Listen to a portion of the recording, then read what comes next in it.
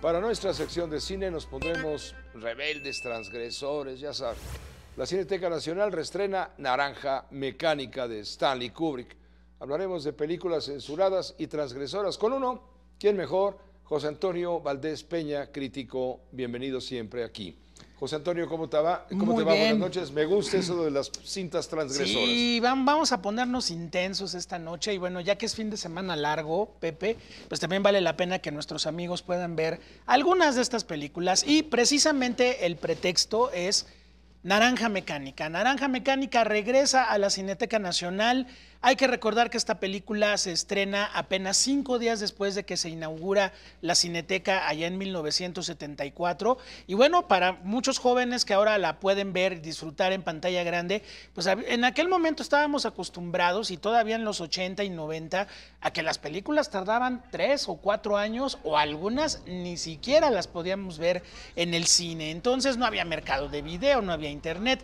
Por lo tanto, bueno, Naranja Mecánica, los invito a verla en la pantalla grande de la Cineteca Nacional, pues una joya donde Stanley Kubrick, inspirado en una novela de Anthony Burgess, nos narra la odisea de un joven en un futuro distópico donde la juventud está completamente descontrolada y pues es víctima él mismo de un estado represor que llega incluso a arrebatarle a los seres humanos la capacidad de la violencia primitiva.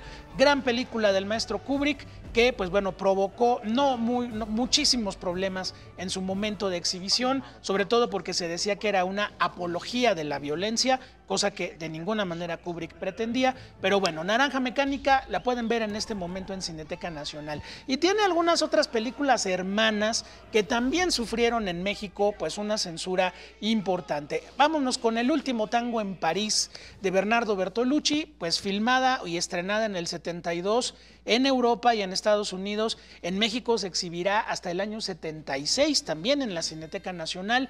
Y aquí pues bueno, ¿cuál es la transgresión? Como decía Bernardo Bertolucci, aquí la gran transgresión es el sexo. Un viudo que está a punto de suicidarse y una muchacha muy de la onda de los 70 se encuentran en un departamento y tienen una serie de encuentros sexuales donde no está implícito el amor, sino el disfrute de la sexualidad y también pues este eros y tánatos que maneja el personaje de Marlon Brando. Película que sigue siendo muy difícil de ver hasta todavía la actualidad, pero que sin duda es una gran joya de la historia del cine. El Imperio de los Sentidos pues puso de cabeza a la censura allá en Japón cuando Nagisa Oshima se atreve a contar la historia pues de estos dos amantes que en el Japón medieval llevan a cabo toda una serie de pues experimentos sexuales muy agresivos y también jugando con este tema del erotismo y la muerte e incluso la comida y otros placeres se mezclan en una película única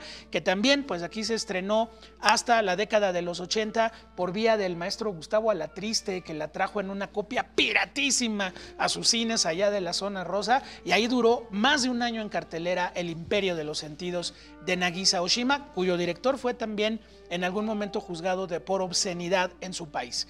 Pepe, pues la película dolorosamente más censurada en la historia del cine mexicano, La sombra del caudillo, de Julio Bracho, adaptación de la novela de Martín Luis Guzmán, donde se retrata pues la pérdida de valores de la revolución y de cómo los militares que la pelearon acabaron peleándose por el poder. Pues una película que no estuvo censurada, estuvo desaparecida durante 30 años hasta que finalmente se pudo ver, y ahora gracias a la Cineteca Nacional y la Filmoteca podemos tener una estupenda copia restaurada pues de una película sumamente crítica hacia la Revolución Mexicana y sus participantes.